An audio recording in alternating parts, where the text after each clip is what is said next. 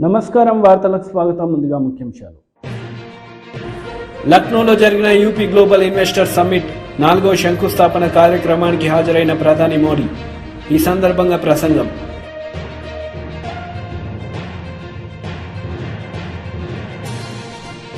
వాలంటీర్ల పేరుతో ఏటా 617 కోట్ల అవినీతి. Janasena PSC chairman Nadendla Manohar comment.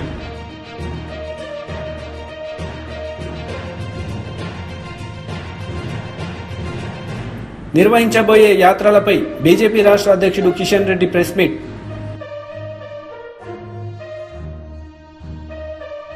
లక్నోలో జరిగిన యూపీ గ్లోబల్ ఇన్వెస్టర్ సమ్మిట్ 4వ శంకుస్థాపన కార్యక్రమానికి హాజరైన ప్రధాని మోడీ ఈ సందర్భంగా ఆయన ప్రసంగించారు. स्पीड रेल चल रही है. वेस्टर्न डेडिकेटेड फ्रेट कॉरिडोर और ईस्टर्न डेडिकेटेड फ्रेट कॉरिडोर का एक बड़ा नेटवर्क भी उत्तर प्रदेश से होकर गुजरता है. यूपी में नदियों के विशाल नेटवर्क का इस्तेमाल भी मालवाहक जहाजों के लिए किया जा रहा है. इससे यूपी में आवाजाही आसान हो रही है, ट्रांसपोर्टेशन तेज और सस्ता हुआ है. साथियों, आज के इस कार्यक्रम का आकलन मैं सिर्फ निवेश के लिहाज से नहीं कर रहा हूं. यहां आप सभी निवेशकों के बीच जो आशावाद दिख रहा है, बेहतर रिटर्न की जो उम्मीद दिख रही है, उसका संदर्भ बहुत व्यापक है. आज आप दुनिया में कहीं भी जाएं, भारत को लेकर अभूतपूर्व पॉजिटिविटी दिख रही है. 4-5 दिन पहले मैं यूएई और कतर की विदेश यात्रा से लौटा हूं. हर देश भारत की ग्रोथ स्टोरी को लेकर आश्वस्त है, भरोसे से भरा हुआ है. आज देश में मोदी की गारंटी की बहुत चर्चा है, लेकिन आज पूरी दुनिया भारत को बेहतर रिटर्न्स की गारंटी मान रही है. अक्सर हमने देखा है कि चुनाव के नजदीक लोग नए निवेश से बचते हैं, लेकिन आज भारत ने ये धारणा भी तोड़ दी है. आज दुनिया भर के इन्वेस्टर्स को भारत में सरकार की पॉलिसी की स्टेबिलिटी पर पूरा भरोसा है. यही विश्वास यहां यूपी में लखनऊ में भी झलक रहा है. भाइयों और बहनों,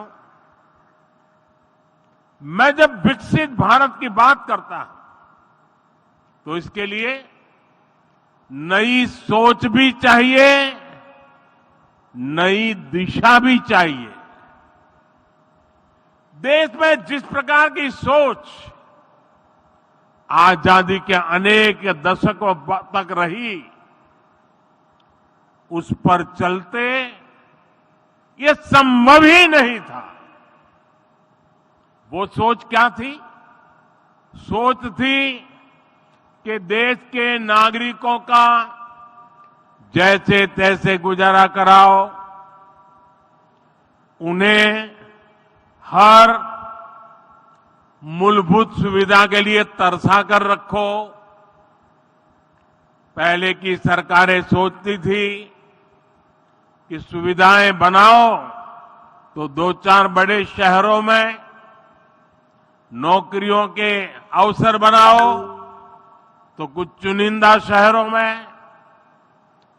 ऐसा करना आसान था क्योंकि इसमें मेहनत कम लगती थी, लेकिन इसके कारण ప్రభుత్వ సలహాదారు సజ్జల రామకృష్ణారెడ్డి మీడియా సమావేశం నిర్వహించారు.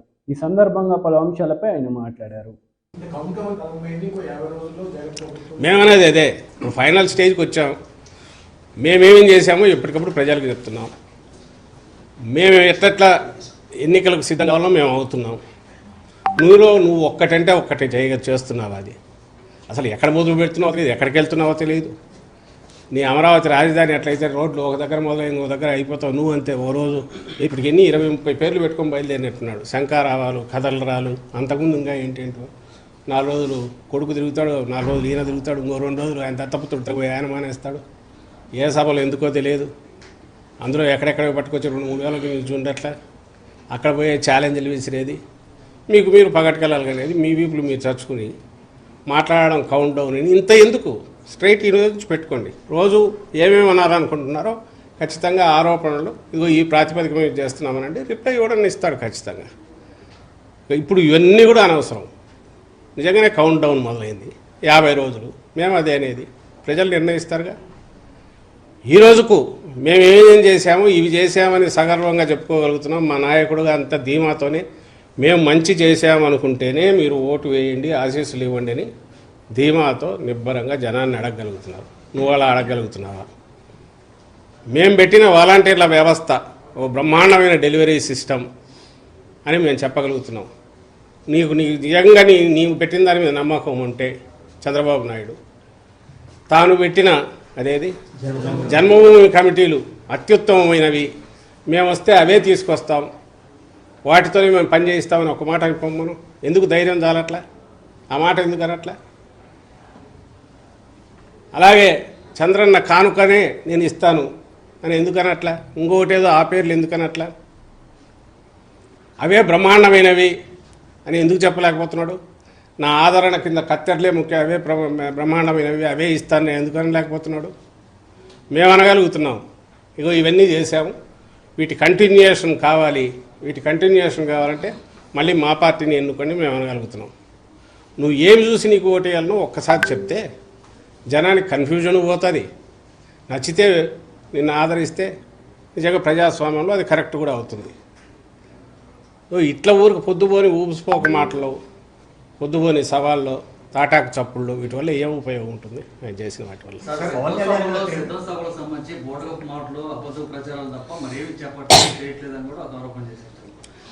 ప్రజలు చూస్తున్నారు కదా, ప్రజలు చూస్తున్నారు. సిద్ధం సభలు వాటికి వచ్చే అవి కార్యకర్తల సమావేశాలు.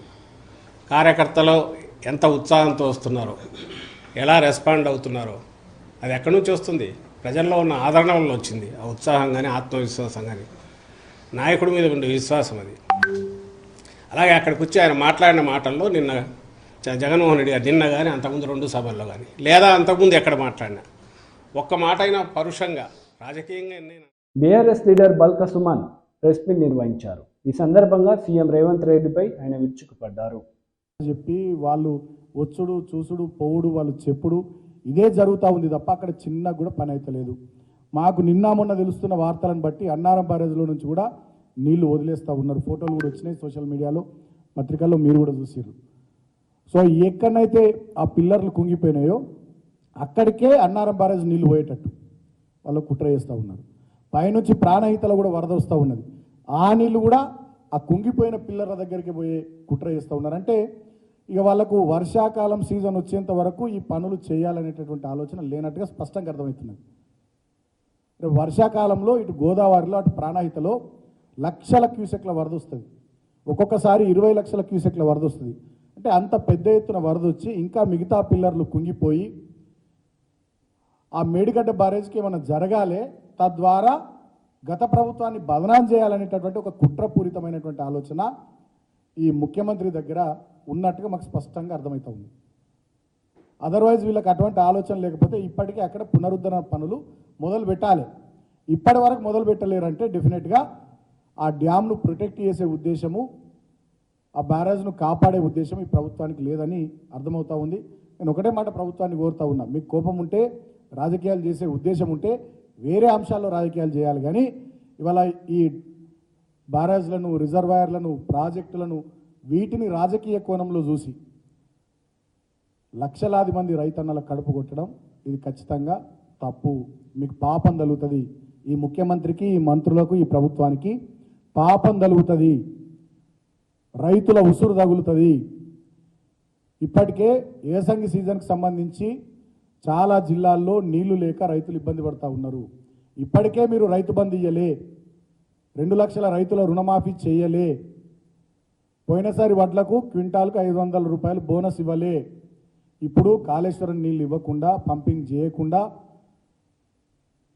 లక్షలాది ఎకరాల్లో చేయాల్సిన స్థిరీకరణ కానీ, కొత్త ఆయకట్టుకు అందియాల్సిన నీళ్లు కానీ. కేఏ పాల్ మీడియా సమావేశం నిర్వహించారు. ఈ సందర్భంగా పలు అంశాలపై ఆయన మాట్లాడుతూ చర్చకు రావాలని సవాల్ విసిరారు. ఇంతవరకు మీరు ముఖ్యమంత్రులుగా 10 సంవత్సరాలు ఉన్నారు. చంద్రబాబు నాయుడు గారు 5 సంవత్సరాలు, జగన్మోహన్ రెడ్డి గారు 5 సంవత్సరాలు. వారి మాటల్లో చూడండి ఎలాగున్నాయంటే, జగన్మోహన్ రెడ్డి గారు అంటారు, రే కాలర్ లెక్కట్టి స్లీవ్లేసి తన్నడానికి సిద్ధపడండి అనగానే ఫోటోగ్రాఫర్ మీద దాడి. అంటే మీరు గూండాయిజంని, రౌడీయిజంని ప్రమోట్ చేస్తున్నారా? ఇలాంటి చిన్న పిల్లలకి ఏమర్థం అవుద్ది ఇలాంటిది? పోని చంద్రబాబు నాయుడు గారైనా ముసలాడైనా ఊరుకుంటున్నాడా? ఆయన మా జన సైనికులు, ఈయనకేం సైనికులు లేరు కదా. పవన్ కళ్యాణ్ ఫ్యాన్స్ అందరూ ఓట్లు వేసేవాడు ఎవడ కాదు. తుప్పుమని ఎక్కడో వెయ్యికొకడో ఎక్కడో అంటుంటాడు, జై జనసేన అంటుంటాడు. అసలు నిజంగా ఆయనకు ఓట్లుంటే ఆయన ఎందుకు బీజేపీతో, టీడీపీతో పొత్తులు పెట్టుకుంటాడు? 5 పార్టీలు కలిస్తే 5-6% వచ్చాయి 2019లో. ఇంపార్టెంట్ విషయం ఏమిటి అంటే, నేను ఇక్కడికి ఎందుకు వచ్చానంటే, ఒకరి మీద ఒకరు పోటీ పడుతున్నారు. చూడండి, ఈ విగ్రహం, ఈ మాన్యుమెంట్ ఖర్చు దాదాపు 500 కోట్లు. టీచర్లు, అంగన్వాడీలు ప్రాబ్లమ్స్ అన్నీ సాల్వ్ అయిపోను. అంబేద్కర్కి విగ్రహం అవసరమా?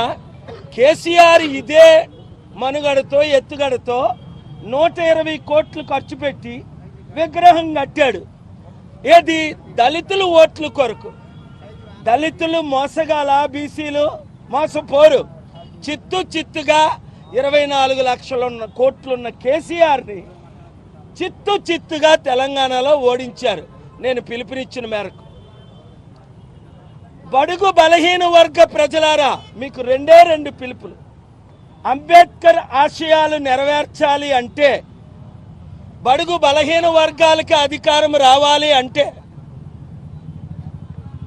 బీసీ, ఎస్సీ, ఎస్టీ, క్రిస్టియన్, ముస్లిం, మైనారిటీ, బీసీలు ముఖ్యమంత్రి, కాపు ముఖ్యమంత్రి కావాలి అంటే, ఇప్పుడున్న మోదీ తొత్తులైన 2 పార్టీలు, టీడీపీ, జనసేన 1, బీజేపీ, వైసీపీ 2, ఈ 2 పార్టీల్ని విడిచిపెట్టి రండి. మీరు వైసీపీలో లేదా బీజేపీ, టీడీపీ, జనసేన, మోదీ తొత్తులతో మీరు ఉన్నారంటే మీరు చరిత్రహీనులు, మూర్ఖులు, బుర్ర లేనోళ్ళు, తెలివితేటలు లేనోళ్ళు. ఎందుకు? 3% ఉన్న చంద్రబాబు కులమేనా మనం లేలాలి? 40 సంవత్సరాలు. 5% ఉన్న రెడ్డిలేనా ఏలాలి? 77 సంవత్సరాలు. అంబేద్కర్ గారి ఆశయాలు ఏంటి? ఎడంకాలతో ఆయన మంత్రి పదవిని ఎందుకు? అరే బాబు, నాకు జెండాలు వద్దురా, దండలు వద్దురా, విగ్రహాలు వద్దురా, రాజ్యాధికారం కావాలరా అని ఆయన నెత్తి నోరు కొట్టుకొని ఆత్మ ఘోషిస్తుంటే, ఆయన కనీస కాన్స్టిట్యూషన్ రాసిన కాన్స్టిట్యూషన్ చదివారా? ఆర్టికల్ 14 చదివారా? ఆర్టికల్ 19 చదివారా? ఆర్టికల్ 21 చదివారా? ఆర్టికల్ 32 చదివారా? చదివినోడెవడు? బీజేపీ, మోదీ తొత్తులకు ఓటేయరు. చూడండి దాడులు, ఎక్కడ చూసినా దాడులే. రేపు నేను వెళ్తున్నాను హైదరాబాద్. జొన్నగడ మెథడిస్ట్ చర్చ్ మీద జై శ్రీరామ్ అన్నందుకు 30 మందిని చితకబాదారు. 3-4 చావుల పరిస్థితులు ఉన్నారు. చర్చిలను తగలబెట్టేస్తున్నారు. జై శ్రీరామ్ అన్న వాళ్ళని జై శ్రీరామ్ అనివ్వండి, జై హనుమాన్ అన్న వారిని జై హనుమాన్ అనమనియండి, జై జీసస్ ప్రైజ్ ద లార్డ్ అన్నవారిని జై జీసస్ ప్రైజ్ ద లార్డ్ అన్నమనండి. జై అల్లా ఓ అక్బర్ అన్నవారిని అన్నివ్వండి. అందుకనే ప్రపంచంలో 200 దేశాలు బీజేపీ రాష్ట్ర అధ్యక్షుడు కిషన్ రెడ్డి మీడియా సమావేశం నిర్వహించారు. ఈ సందర్భంగా పలు యాత్రలపై ఆయన వివరణ ఇచ్చారు. విజయ సంకల్ప యాత్ర అది పర్యటిస్తుంది. రెండవది రాజరాజేశ్వరి విజయ సంకల్ప యాత్ర,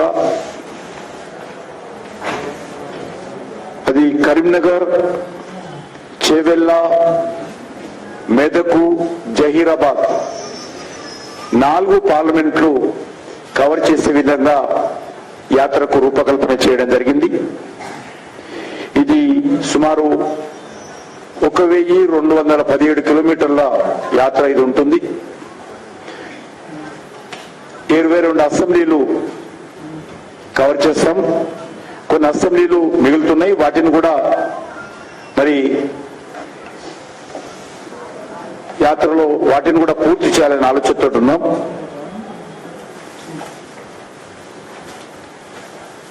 మూడవది భాగ్యలక్ష్మి విజయ సంకల్ప యాత్ర, అయితే హైదరాబాద్ చుట్టుపక్కల ప్రాంతాలకు సంబంధించినటువంటి యాత్ర ఇది రేపు భువనగిరి నుంచి ప్రారంభమవుతుంది. యాదాద్రి లక్ష్మీనరసింహస్వామి ఆశీస్సులు తీసుకుని భువనగిరి నుంచి యాత్ర ప్రారంభిస్తాం. యాత్ర Bhuvanagiri parliament, Secunderabad parliament, Hyderabad parliament, Malkajgiri ఈ 4 పార్లమెంట్ నియోజకవర్గాల్లో భాగ్యలక్ష్మి విజయ సంకల్ప యాత్ర ఇది పూర్తి చేస్తుంది. 4వ యాత్ర కాకతీయ భద్రకాళి విజయ సంకల్ప యాత్ర. యాత్ర భద్రాచలం నుంచి స్టార్ట్ అవుతుంది. ఇది అక్కడ కొంత సమ్మక్క సారక్క కారణంగా 2 రోజులు ఆలస్యంగా నిర్ణయిస్తాం. డేటు త్వరలోనే చెప్తాం. అది కూడా సుమారు 1015 కిలోమీటర్లు, 7 రోజులు, 21 అసెంబ్లీలు, వరంగల్, మహబూబాబాద్, ఖమ్మం 3 పార్లమెంట్ నియోజకవర్గాల్లో అన్ని అసెంబ్లీ నియోజకవర్గాల్లో పర్యటిస్తాం. అసెంబ్లీ కాకుండా అసెంబ్లీలో ఉన్నటువంటి మండలాలు కూడా యాత్ర వెళ్లే విధంగా కూడా రూపకల్పన చేస్తున్నాం. చివరిగా 5వ యాత్ర కృష్ణానది, కృష్ణమ్మ తల్లి ఏదైతే మనం కోరుకుంటామో కృష్ణమ్మ విజయ సంకల్ప యాత్ర పేరు మీద రేపు మక్తల్ అసెంబ్లీ కృష్ణా విలేజ్ నుంచి కృష్ణా నదిలో పూజ చేసిన తర్వాత ఆ యొక్క యాత్ర రేపు కృష్ణా విలేజ్ నుంచి ప్రారంభమై మక్తల్లో మొదటి సమావేశం జరుగుతుంది. ఈ యాత్ర మహబూబ్ నగర్, నాగర్ కర్నూలు, నల్లగొండ 3 పార్లమెంట్లు యాత్ర కవర్ చేస్తుంది. ఇది కూడా 1440 కిలోమీటర్లు, 21 అసెంబ్లీలు యాత్ర ఈ యొక్క కృష్ణమ్మ విజయ సంకల్ప యాత్ర కూడా పూర్తి చేస్తుంది. రేపు కొంతమంది అతిథులు కూడా రేపు 4 యాత్రలు రేపు ప్రారంభమవుతున్నాయి. ఒక యాత్ర ఇంతకుముందు చెప్పినట్టు భద్రాచలంకి బయలుదేరేది 2 రోజులు ఆలస్యంగా వెళ్తుంది. కానీ ఈ యాత్రలకు సంబంధించి అతిథులు ఫైనల్ అయ్యారు. కొమరం భీం యాత్ర ఏదైతే బాసర టెంపుల్ నిర్మలించి ప్రారంభమవుతుందో అది అస్సాం ముఖ్యమంత్రి శ్రీ హేమంత్ బిశ్వ శర్మ గారు వారు ప్రారంభిస్తారు. వారు రేపు ఉదయం చేరుకుని డేటా నమోదు కాని 1,02,836 మంది వాలంటీర్ల పేరుతో ఏటా 617 కోట్ల అవినీతి జరిగిందని జనసేన పిఎసి చైర్మన్ నాదెండ్ల మనోహర్ ఆరోపించారు. ఈ సందర్భంగా పలు అంశాలపై ఆయన మాట్లాడారు. 3 అంశాలపైన ప్రధాన అంశం ఏంటంటే ఈ వాలంటీర్ వ్యవస్థకి హెడ్ ఎవరు, అంటే ఎవరు దీన్ని సూపర్వైజ్ చేస్తారు, దీనికి ఒక డిపార్ట్మెంట్ ఉందా, దీంట్లో ఎవరైనా చూస్తున్నారా, ప్రభుత్వం నుంచి ఎవరు దీనికి బాధ్యులు, ఫస్ట్ ప్రశ్న. రెండవ ప్రశ్న, మీరు సేకరించిన ఈ సమాచారం మీరు ఎక్కడ స్టోర్ చేస్తున్నారు ఈ డేటా? ఆంధ్రప్రదేశ్లో ఉన్న మన ప్రజలు, తెలుగు ప్రజల పర్సనల్ ఇన్ఫర్మేషన్, డ్రైవింగ్ లైసెన్స్లు, ఆధార్లు, పాస్పోర్ట్ నంబర్లు, రేషన్ కార్డులు, కుటుంబంలో ఎంతమంది ఉన్నారు, ఫోన్ నంబర్లు, టీవీ ఉందా, ఫ్రిడ్జ్ ఉందా, కేబుల్ కనెక్షన్ ఉందా, బిడ్డలు ఎక్కడ చదువుకుంటున్నారు, ఈ సమాచారం అంతా కూడా మీరు ఎక్కడ స్టోర్ చేశారు ఈ డేటా? మూడో ప్రశ్న, ఈ వాలంటీర్ వ్యవస్థలో వీళ్ళు ఇంటింటికి వెళ్ళి ఈ సమాచారం సేకరించడానికి ఎవరు ఆథరైజ్ చేశారు? ఇది ప్రధానమైన 3 ప్రశ్నలు పవన్ కళ్యాణ్ గారు రాష్ట్ర ప్రజల్ని దృష్టిలో పెట్టుకుని డేటా ప్రొటెక్షన్ యాక్ట్ కింద, ప్రైవసీ యాక్ట్ కింద కొన్ని జాగ్రత్తలు తీసుకోవాలి. ప్రపంచవ్యాప్తంగా అనేక ప్రభుత్వాలు కూడా ఇటువంటి అంశాలపైన చాలా ఆచితూచి జాగ్రత్తగా సమాచారం సేకరిస్తుంటారు. వ్యక్తిగత సమాచారం సేకరించకూడదనే దానిపైన ఆయన నిరంతరం ఈ ఇష్యూని మాట్లాడుతూనే వచ్చారు. దీనికి సమాధానం ఎక్కడ కూడా రాలేదు. రాకపోగా అధికారంలో ఉన్న పోలీస్ ఆఫీసర్లని, మంత్రుల్ని, శాసనసభ్యుల్ని, ఎంపీల్ని పవన్ కళ్యాణ్ గారి పైన వ్యక్తిగతంగా దాడి చేయడం, వాలంటీర్ వ్యవస్థనే కించపరిచారనే ఒక భావన తీర్చడానికి వీళ్ళు విపరీతంగా ప్రయత్నం చేశారు. అసలు గ్రామ వార్డు వాలంటీర్లకి ఎక్కడైనా లీగల్ శాంక్షన్ ఉందా? ఇది ప్రధానమైన ఇష్యూ ఈ రోజున. ఎందుకంటే ఆంధ్రప్రదేశ్ గ్రామ సచివాలయ, వార్డు సచివాలయాల చట్టం 2023లో వచ్చింది.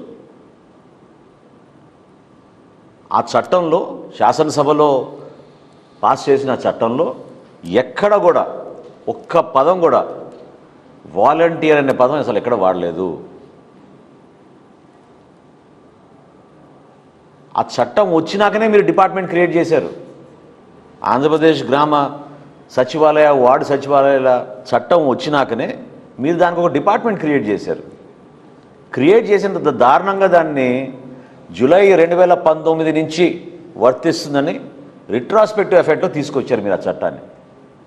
ఇది కంప్లీట్గా అసలు ఇల్లీగల్. ఇది మొత్తం చట్టంలో మీరు ఎక్కడ చదివినా కూడా వాలంటీర్ల గురించి కానీ, వాలంటీర్ వ్యవస్థ గురించి కానీ ఒక్క చోట కూడా వీళ్ళు మెన్షన్ చేయలేదు. సుమారు 15,004 గ్రామ వార్డు సచివాలయాలు వీళ్ళు ఏర్పాటు చేసి రాష్ట్రంలో 2,65,380 మంది వాలంటీర్లని మేము ఉపయోగించుకోబోతున్నామని రాష్ట్ర ప్రభుత్వం చెప్పింది. 2021 అక్టోబర్ 1వ తారీఖున ప్రభుత్వ లెక్కల మేరకు ఆ సంఖ్య 2,47,598. సెప్టెంబర్ 25, 2023లో ఆ సంఖ్య కాస్త 2,50,985కి చేరింది. మొన్న ముఖ్యమంత్రి గారి ఈ సభ ఏదైతే ఏర్పాటు చేశారో, ఎక్కడైతే ఆయన వాలంటీర్లు నా సైన్యం అని చెప్పారో, అక్కడ వాళ్ళు చెప్పిన సంఖ్య 2,55,461. ఇది వాళ్ళు చెప్పిన సంఖ్య. అసలు ఎంత ఆశ్చర్యకరంగా ఉందంటే, వివరాలు ప్రభుత్వం నుంచి సేకరించినప్పుడు జనసేన పార్టీ నుంచి ఏ పత్రికా విలేకరుల సమావేశం ఏర్పాటు చేసినా మేమిచ్చే సమాచారం 100% కరెక్ట్, నిర్ధారించుకున్నాకనే ఇస్తాం. వాస్తవాలతో కూడిన సమాచారంతో మేము ప్రభుత్వాన్ని ప్రశ్నిస్తాం. అందులో భాగంగా ఈ రోజున చాలా భయంకరమైన సమాచారం నా దగ్గరకు వచ్చింది. ఈ 2,65,380 వాలంటీర్లు మేము క్రియేట్ చేసామని ఏదైతే చెప్పారో, 1,02,836 వాలంటీర్లు మాజీ MLA Bonda Umamaheswararao press meet నిర్వహించారు. ఈ సందర్భంగా సీఎం జగన్పై ఆయన మండిపడ్డారు. పట్టుకుని ఈరోజు ఒక ప్రెస్టేషన్లో ఉన్నాడు. ఆయన ఎంత ప్రెస్టేషన్లో ఉన్నాడంటే 14 సంవత్సరాల ముఖ్యమంత్రి చంద్రబాబు నాయుడు గారు ముఖ్యమంత్రి, అతనికి ఈ రాష్ట్రంలో ఒక మార్కు లేదు, ఒక సంక్షేమం కానీ లేదంటే ఆయన చేసిన పథకం కానీ లేదంటా ఉన్నాడు. ఎక్కడ కూర్చొని? నిన్న రాప్తాడులో అనంతపురంలో కూర్చొని. అనంతపురం ఆయన వెళ్ళిన రోడ్డు చంద్రబాబు నాయుడు గారు వేసింది. ఈరోజు రాయలసీమలో ప్రాజెక్టులు పూర్తయినాయి అంటే చంద్రబాబు నాయుడు గారు వేసినటువంటి కట్టినటువంటి ప్రాజెక్టులు. ఆఖరికి నువ్వు నిన్న వెళ్ళిన అనంతపురం జిల్లాలో హార్టికల్చర్ క్రాప్స్లు కానీ, పళ్ళ తోటలకు కానీ, వేరుశనగ పంటలకు కానీ, ఆఖరికి నీ సొంత నియోజకవర్గం పులివెందుల్లో చీనీ చెట్లకి నీళ్లు ఇచ్చిన వ్యక్తి చంద్రబాబు నాయుడు గారు. అవునా కాదా జగన్ రెడ్డి? నువ్వు నిన్న చాలా పెద్ద పెద్ద స్టేట్మెంట్లు ఇచ్చావు ఈ మీటింగ్లో. మేము వెంటనే మా నాయకుడు దానికి చర్చలకు సిద్ధం, నువ్వు రా బయటికి, ఒక ముఖ్యమంత్రిగా నువ్వు, ఒక మాజీ ముఖ్యమంత్రిగా చంద్రబాబు నాయుడు గారు కూర్చొని ఈ రాష్ట్రంలో ఎవరు మార్కేంటి, ఒక సీనియర్ జర్నలిస్ట్ని మోడరేటర్గా పెట్టుకొని రా, నువ్వు టైం చెప్పు, నువ్వు ఏ టైం అంటే ఆ టైము, ఏ రోజు అంటే ఆ రోజు, ఎక్కడంటే అక్కడ అని సవాల్ ఛాలెంజ్ చేస్తే 24 గంటలైంది. తాడేపల్లిలో ప్యాంట్లు తడిసిపోతున్నాయి వీళ్ళకి. ఎవడు మాట్లాడు? ఉత్తుత్తునే 7 మంది 8 మంది 10 మంది వచ్చి బో అని మాట్లాడే జగన్మోహన్ రెడ్డి మనుషులు ఎవడు మాట్లాడుతలా? అంటే నీ సొంత మీటింగ్లో, నీ సొంత మీడియాలో నీ ఇష్టం వచ్చినట్టు మాట్లాడేసి, నువ్వు చెప్పేసి, ఒక బిర్యానీ ప్యాకెటు, ఒక మందు బాటిలు, ఒక వాటర్ ప్యాకెటు ఇచ్చేసి వాళ్ళు మత్తులో ఉండగా నీకు కావాల్సినంత వాక్కొని, నీకు కావాల్సినంత చెప్పుకొని వెళ్ళిపోతే, మళ్ళీ తుర్రుమని తాడేపల్లికి పారిపోతే, తాడేపల్లిలో తలుపులు వేసేసుకొని ఇంట్లో ఉంటే ఎవడో చూడరనుకుంటున్నావా జగన్ రెడ్డి? లేదంటే నువ్వు చెప్పిందంత నిజమని నమ్ముతారనుకుంటున్నావా? చెప్పాలి, నోరు విప్పాలి జగన్ రెడ్డి. నువ్వు ఈరోజు నువ్వు మాట్లాడిన దాని మీద చర్చకు సిద్ధం అని చెప్పాము. సాక్షాత్తు ఎవరో కాదు, ఇంకా మిగతా నాయకులు ఎవరో కాదు, ఒక మాజీ ముఖ్యమంత్రి, రేపు కాబోయే ముఖ్యమంత్రి చంద్రబాబు నాయుడు గారే వస్తారని చెప్పి ప్రకటించాం. ఎందుకు నువ్వు నోరెత్తట్లేదని అడుగుతా ఉన్నా. 24 గంటలైంది, ఎవరూ మాట్లాడతలా. మళ్ళీ నీ సభల్లో యథావిధిగా అబద్ధాలు. 99% హామీలు నెరవేర్చాడంటండి ఇతను. నేను అడుగుతా ఉన్నా సింపుల్గా, ఇప్పుడు వీడియోలు, నువ్వు మాట్లాడిన వీడియోలు కూడా చూపిస్తా. నేనేమి నీ మీద ఎలిగేషన్స్ చేయట్లా, పొలిటికల్ ఎలిగేషన్స్ కాదు. నువ్వు మాట్లాడినటువంటి వీడియోలే ఉండటానికి మా దగ్గర 100 వీడియోలు ఉన్నాయి. ఒక 2 ప్రజెంట్ చేస్తాను, దాంట్లో నువ్వేం మాట్లాడావు, ఎక్కడ నెరవేర్చావు నువ్వే చెప్పు. లేదమ్మా వీడియో ప్లే చేయండి, ఇచ్చిన హామీలు ప్లే చేయండి. వార్తలు ముగించే ముందు ముఖ్యాంశాలు మరోసారి. లక్నోలో జరిగిన యూపీ గ్లోబల్ ఇన్వెస్టర్ సమ్మిట్ 4వ శంకుస్థాపన కార్యక్రమానికి హాజరైన ప్రధాని మోడీ. ఈ సందర్భంగా ప్రసంగం.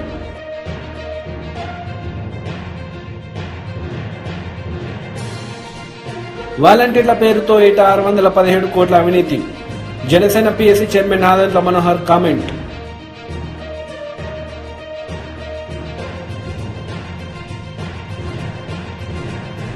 నిర్వహించబోయే యాత్రలపై బీజేపీ రాష్ట్ర అధ్యక్షుడు కిషన్ రెడ్డి ప్రెస్ మీట్.